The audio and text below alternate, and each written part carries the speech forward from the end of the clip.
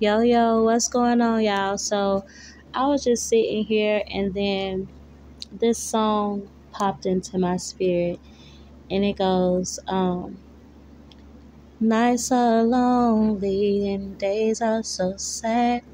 And I just keep thinking about the love that we had. And I'm missing you. And nobody knows it but me. Tomorrow I'm gonna hit the dusty roads. Gonna follow you wherever you might go. Yeah, so that's a song that was that poured out real quick. And I'm dying inside. I hope you come back to me. Yeah. Y'all know that song? Nights are lonely and days are so sad. And I just keep thinking about the love that we had, and I'm missing you. And nobody knows it but me. Somebody really miss you, and nobody knows how this person feels about you except for this person. Like, nobody has no idea about the way this person feels about you. The only person that knows how much they love you is this person. This person is real good at keeping secrets because nobody knows how much this person loves you and how much they miss you. This person feel like they dying inside and they just want you to come back to me. Yeah. They just keep thinking about the love that you guys had, the love that you guys shared, and they just feel like they dying inside. Like, it hurts them, like they stomach hurt, like it's like physically making them sick, like they miss you. They miss you, and it's physically making them sick.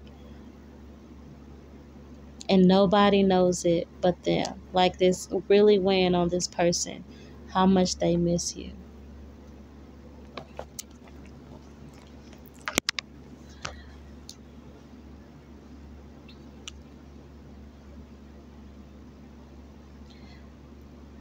The scripture is coming from Jeremiah 18 verses 22 through 23. My cries be heard from their homes, when suddenly you send plunders against them. For they have dug a pit to capture me, they have hid snares for my feet. But you, O Lord, know all their plans to slay me. Forgive not their crime, blot not out their sin in your sight.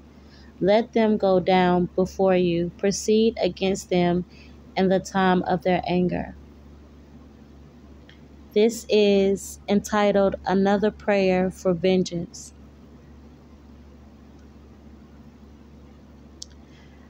Come, they said, let us contrive a plot against Jeremiah. It will not mean the loss of instruction from priests, nor of counsel from the wise, nor of messages from the prophets. And so let us destroy him by his own tongue.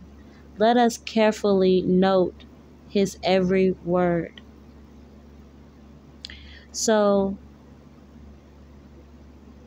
this man is aware now that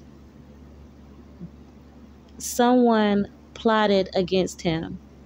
Someone plotted to destroy him by the use of his own tongue. And they noted every word carefully. And this person is very aware that the enemy used their tongue against them to destroy them.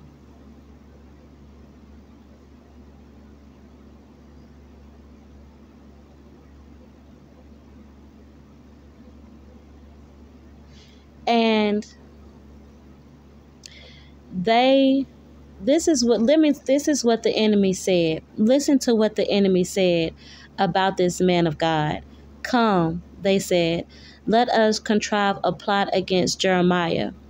It Listen what they said. It will not mean the loss of instruction from the priests, nor of the council, nor from the wise, nor of the messages from the prophets. And so let us destroy him by his own tongue. Let us carefully note his every word. So this is why you have to watch what you say. There's power in the tongue. The enemy plotted so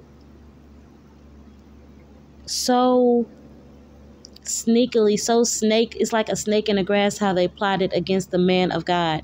They said the way we are going to do it, it is not going to mean the loss of instruction from priests, the wise, or messages from prophets. So they saying the way we gonna do it is not going to basically come against anything that the prophets are talking about or priests or the wise are talking about.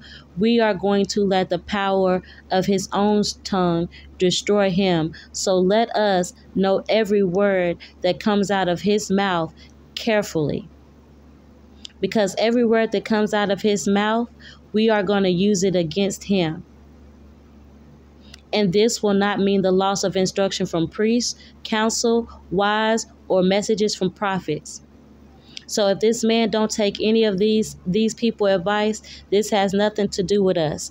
We are going to use the power of his own tongue against him.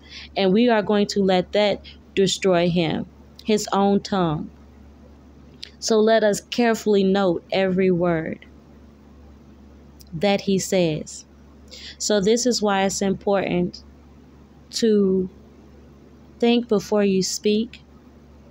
Say what you mean and mean what you say, and think about the correct words in which you want to use in order to say what you mean without causing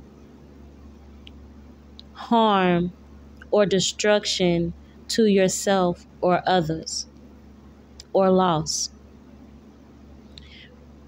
Because now that this person, this man of God, is aware of what these people did for him or did to him, now he is praying for vengeance against those people. He is praying that what those people did to him and how they used him and his words and turned his words against him. Now he is praying that the Father does not forgive them of their crime and that he does not blot their sin from his sight, and to let it go down before the Father and proceed against them in his time of anger. This is what this man of God is praying for now, because he's aware.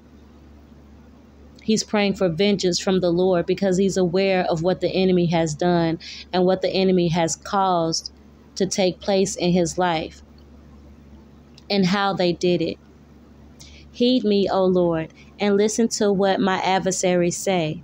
Must good be repaid with evil? What they should dig a pit must good be repaid with evil, that they should dig a pit to take my life. Remember that I stood before you to speak in their behalf, to turn away your wrath from them. Some of these people that tried to destroy this man or use what he said against him to destroy him, some of these people were his own friends, his own family. Some of these people he stood in the gap for so that they didn't feel the wrath of God. Some of these people he prayed for. Some of these people he asked God to forgive them. And he's really just now realizing that these same people that he stood in the gap for, that he was praying for, were the same people that was trying to destroy him, that were plotting and coming up with things, plans, devising schemes to try to destroy him and what the Father had for him. So now deliver their children to famine. Do away with them by the sword. Let their wives be made childless and widows. Let their men die of pestilence, their men be slain by the sword of battle. May cries be heard from their homes, when suddenly you send plunders against them, for they have dug a pit to capture me. They have hid snares for my feet. But you, O Lord, know all their plans to slay me. Forgive not their crime, blot not out their sin in your sight. Let them go down before you. Proceed against them in the time of your anger. Okay, this man wants these people to feel the same pain that he felt. Okay, this man cried in his house, and he wants these people to feel that same hurt, that same pain that they have caused him. Okay, and this man is praying for vengeance. It says another prayer for vengeance. This man is praying for vengeance for what it is that they have done to him, how they used his tongue to destroy him. They noted every word, 11:11, carefully. Every word that this man said, they noted it very carefully, and they used it to destroy him. So this is why you have to be careful what you say, what comes out of your mouth, because power is in the life. Life and death is in the power of the tongue. Okay? You can either speak life or you can either speak death. And it is important that you learn how to communicate effectively. It is important that you learn how to communicate effectively. It is important that you learn how to communicate effectively, not only with others, but with yourself as well. 12:12. It is important that you learn how to communicate effectively, not only with others, but with yourself as well, so that the enemy cannot use your own tongue to destroy you. Okay?